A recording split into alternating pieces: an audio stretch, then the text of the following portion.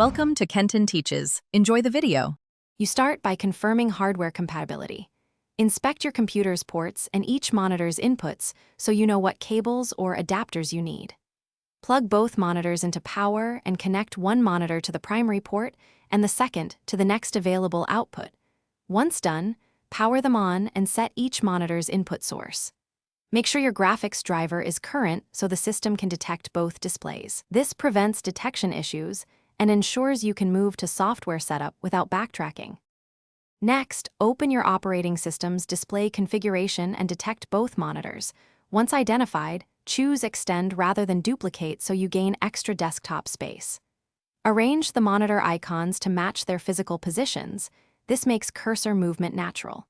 Select which screen is the main display, then set resolution, scaling, and refresh rate per monitor to match capability. If one monitor looks blurry, adjust scaling or choose the monitor's native resolution. These steps align virtual layout with physical setup for smooth multitasking. Finally, organize your workflow. Drag commonly used apps to the preferred screen, snap windows, and save positions so you work efficiently. Tweak color calibration, brightness, and enable night or blue light modes to reduce eye strain.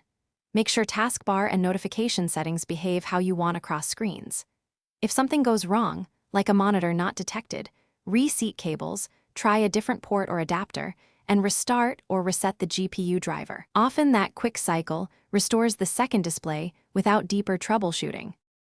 Thanks for watching. Please subscribe if this video was helpful.